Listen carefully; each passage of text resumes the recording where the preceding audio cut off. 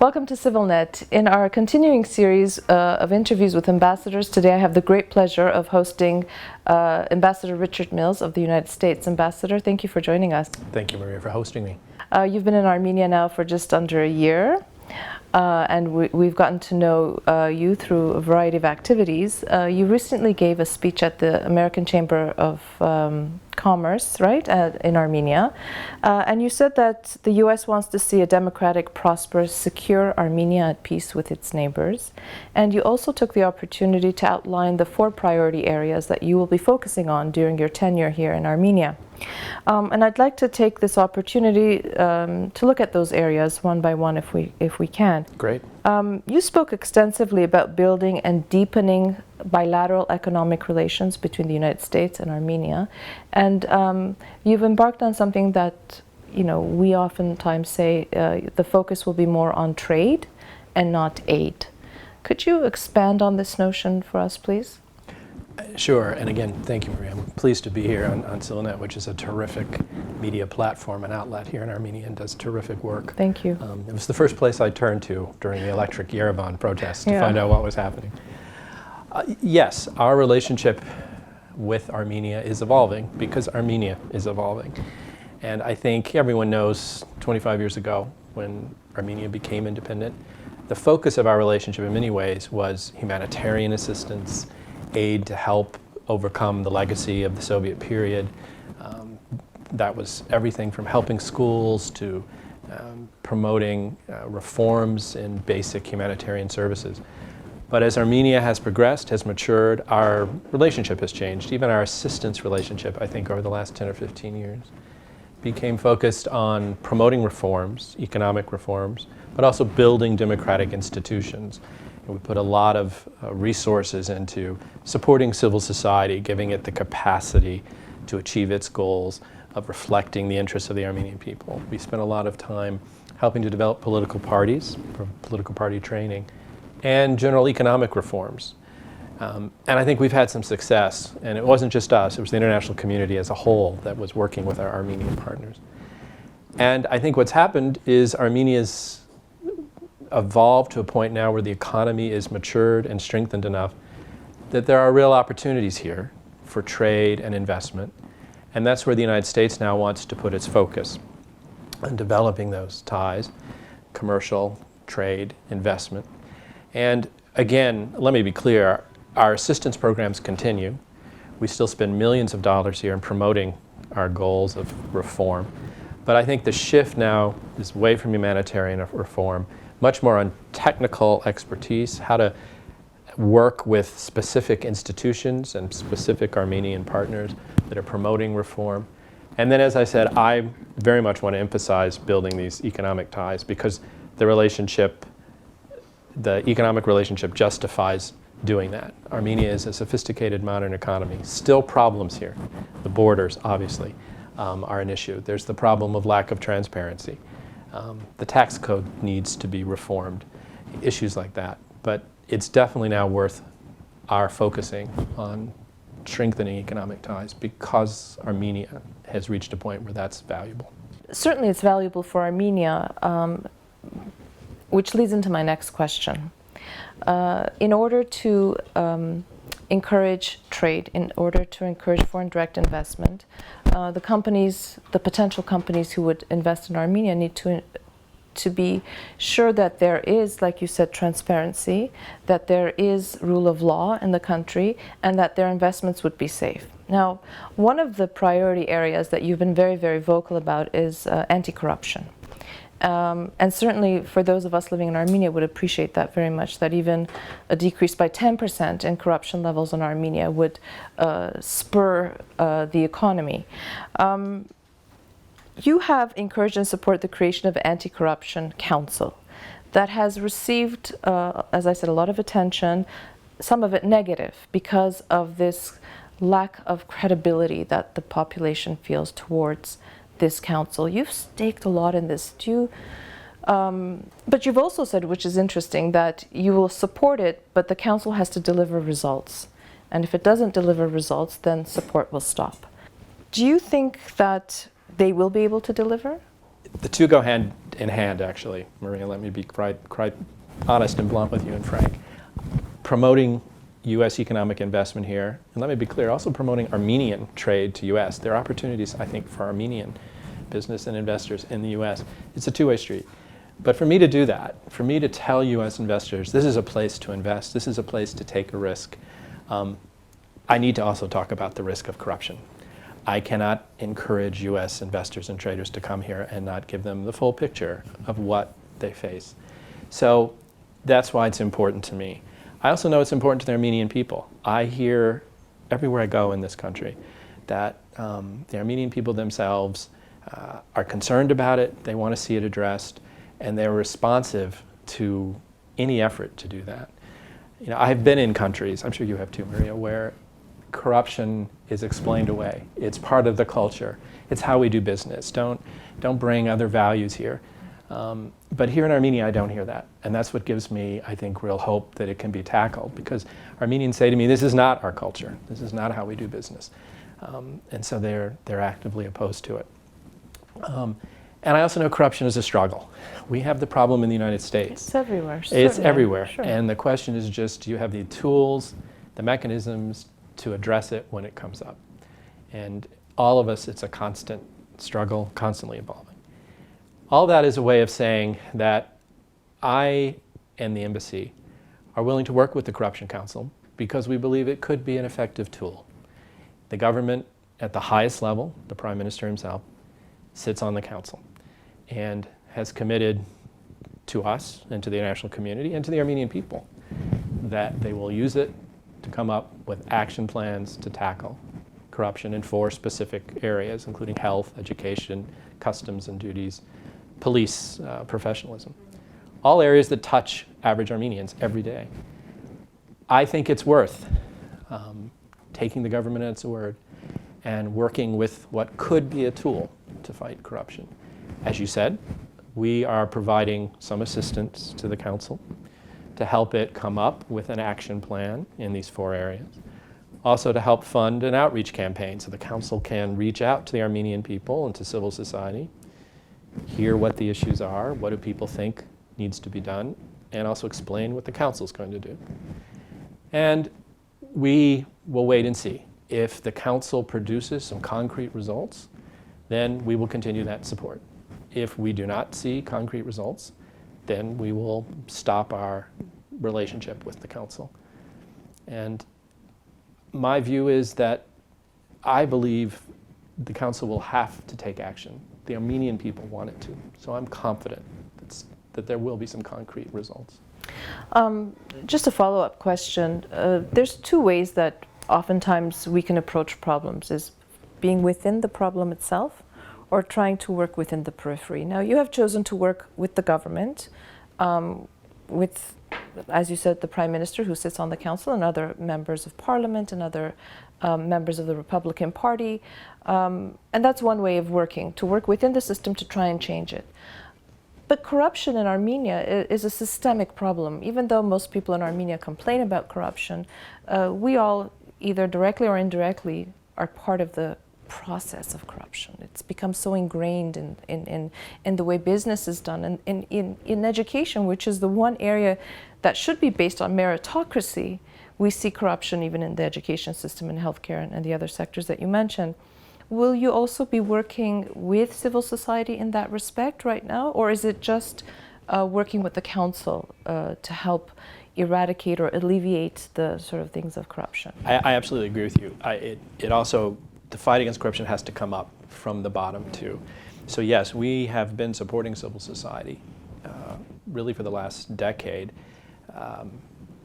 to address the issue. We've been working specifically with NGOs that fight against corruption, providing them technical capacity, assistance, etc.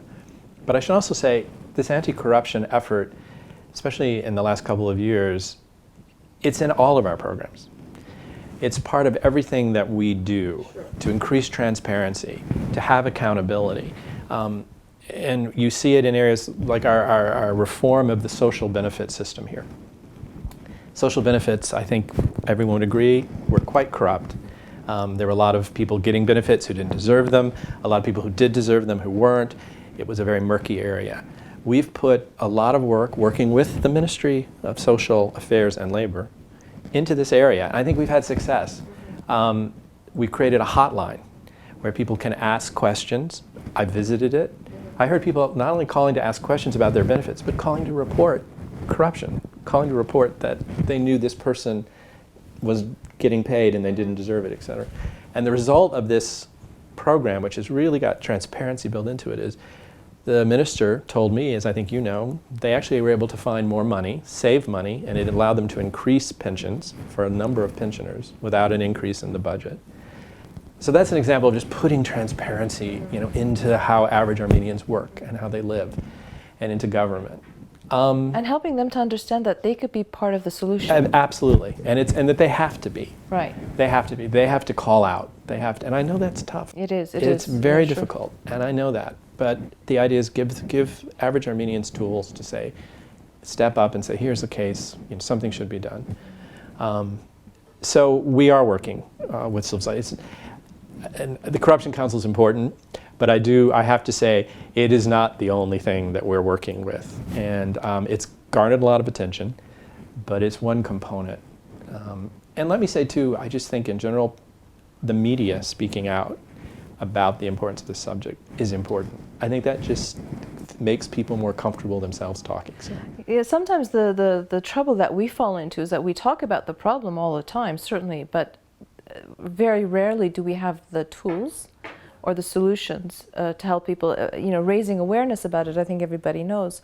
One other thing about the Corruption Council was that part of its mandate was also to include civil society actors. Now, has that been successful? I'll be honest with you, Maria, not as successful as I'd hoped. Right, but you understand. I do. What were the reasons for not joining? I do understand that the NGOs that are focused on this have some concerns about whether there will be the political will to move forward. Again, I had hoped that they would see it as we did. Right. A tool that if we work with and make it work, it could survive beyond the current membership and it could have an impact, and that it was worth taking the risk of engaging with it. Most of civil society decided not to do that, though they are contributing in other ways, but they're not actually engaging with the meetings. Yeah, because what we've heard from some of them is that they fear that it would be detrimental to their own credibility in the work that they're doing, that if they were seen to be working with a council that had people on it that for them were questionable, that was one of the reasons that we heard, that people were very wary of it. And I'm not going to second guess Yeah. them. Everyone has to make their own decision. Sure. I would say to them, they also need to be credible in terms of making progress. They need to be credible in terms of taking advantage of the opportunities that are there. And I think, again, until we know that the council won't perform, I think it's an opportunity worth pursuing. Yeah, it's a very thorny subject and one we could talk about for hours, but we don't have that much time. I wish we did.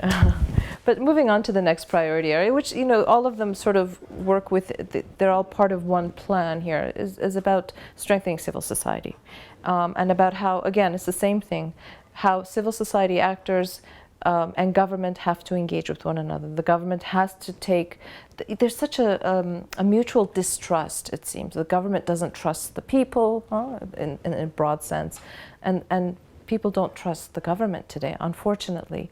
In this atmosphere of mistrust, how would you propose that civil society actors and NGOs work together with a government that they don't trust?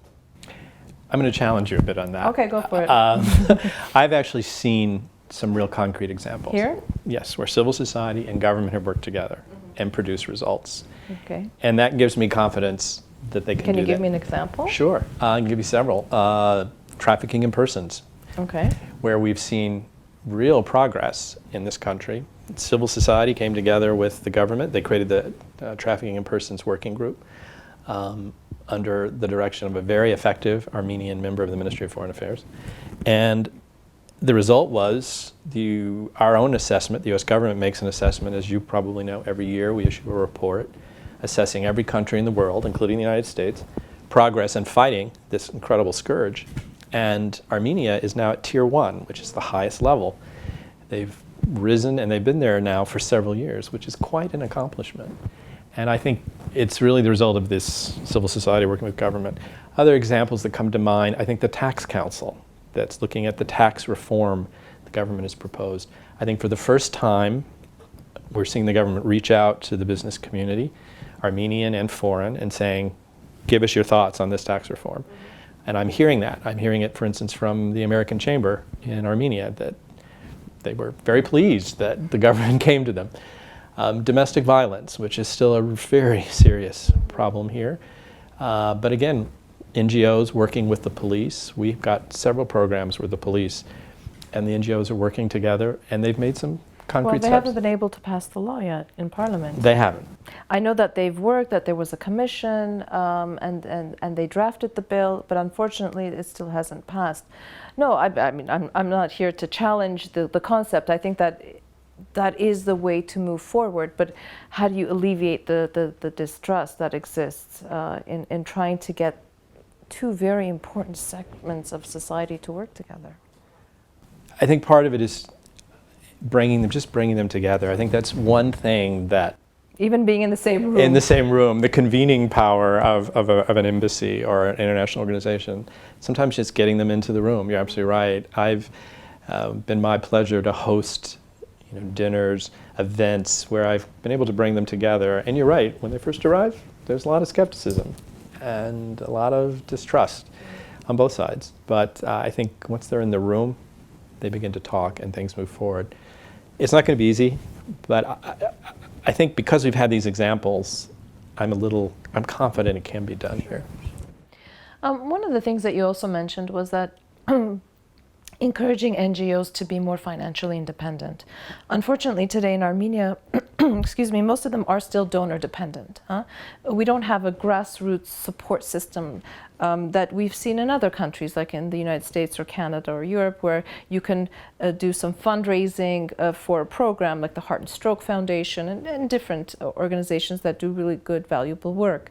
With the US policy changing from aid toward trade, there is less money in the pot, let's say, to be crude.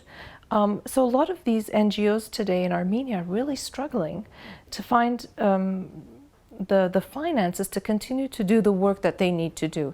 And particularly after Armenia decided to join the Eurasian Economic Union, some European partners, I know you don't speak for Europe, but just to give you a sense of what the situation is, how can NGOs work toward that kind of financial independence when there isn't grassroots support, where donor money is dwindling, and it's so important to keep their voices? I share your concern, and I know it's a difficult period for the civil society here, the NGOs, regardless of the field they work on. I agree with you, Maria. I will say, though, that I think civil society has matured here a great deal. Sure.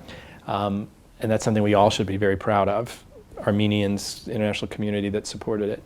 I think they've got the technical capacity to do a bit more self-sustainability. I agree with you, there's always going to need to be a role for donations and donors. But I think they're now going to soon have the tools.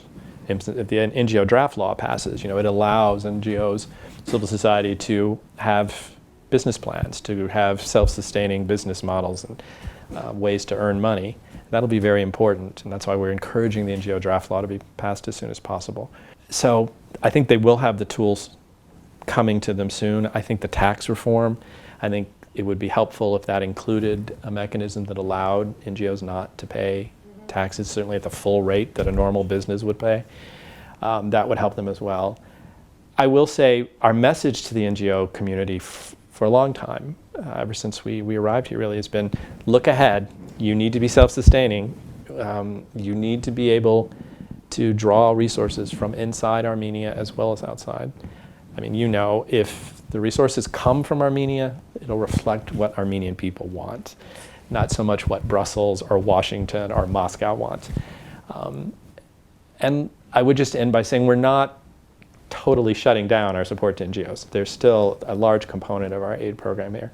Most of it directed at capacity building, which is a fancy aid term for just helping them have the skills to know how to build a business, to do a fundraising plan, how you market yourself, create a brand, et cetera, et cetera.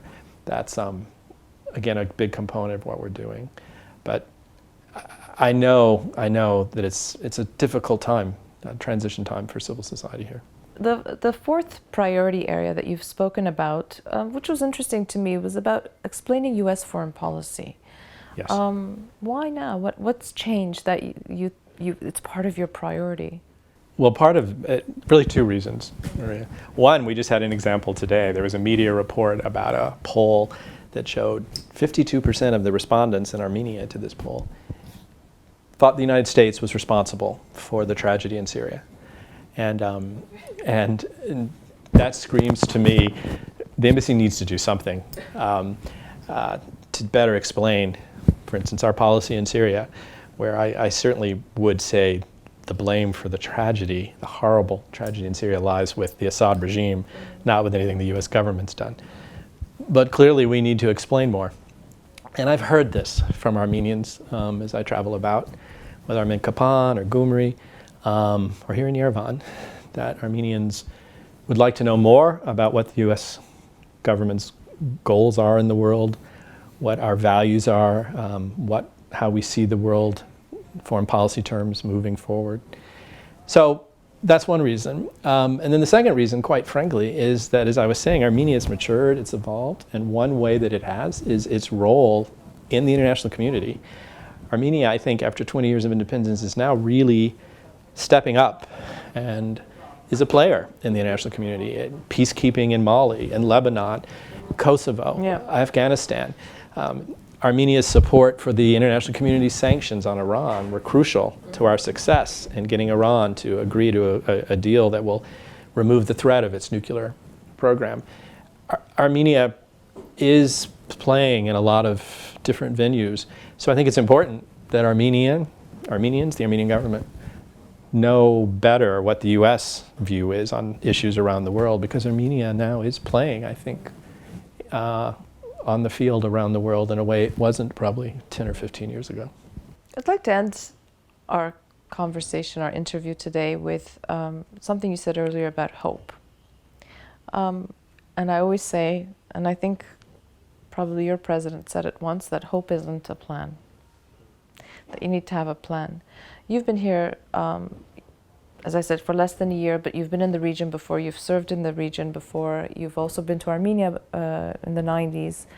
And sometimes what we feel and what we hear from the international community oftentimes is that there's such little hope in Armenia. What do you see? I would completely disagree with that. Maria, I have to say, coming back, and actually I never served here before, but you're right, I was the Armenia desk officer in Washington and visited here in the 90s and when I was serving in that role. And I think sometimes when you're living in a situation, you forget what you've achieved. And you need an outsider to come in sometimes and knock on the door and say, wow, you guys should be proud of this. When I look back at, a Yerevan that when I was here in 1992 had no electricity, and our embassy staff, we were flying food in and there was no heat, and just how far has been achieved. And it's not just in material terms. There is a civil society here that's, I think, quite effective and speaks freely. There is an IT sector that's one of the most impressive in the world that has grown over the last 20 years. The agriculture sector, which is still an enormous part of this economy. Everyone talks about high tech and it's very glamorous and sexy, but agriculture still employs 40% of the labor force here. It's 20% of the economy. But again, I'm seeing great changes there, lots of progress. So yes, I'm full of hope, but I feel like it's realistic hope because I've seen what's been achieved over the last 20 years. And I know there are challenges here. The greatest challenge remains resolving Nagorno-Karabakh. And if that could be done, I think it would obviously impact not only Armenia, but the whole region for the better. And it remains a goal of the United States through the Minsk process. And that is frustrating. But overall, I live in hope. And I think as a diplomat you have to. But it's easy to do here in Armenia because there are reasons to be. I have the honor of representing a great power. But this is a great nation. And I think Armenians sometimes need to stop and just remind themselves of that and what they've achieved and what they've overcome. And I think it's quite impressive. Oh, despite the obstacles, a reason to hope. Despite the obstacles. We live in hope. Ambassador Richard Mills, thank you so much. Thank you for the interview. Thank you for Maria. taking the time. And we look forward to seeing some of these priorities become a reality. You can have me back in 6 months and we can have a checkup where we are. That's a promise. Great. Thank you very Thanks, much. Maria.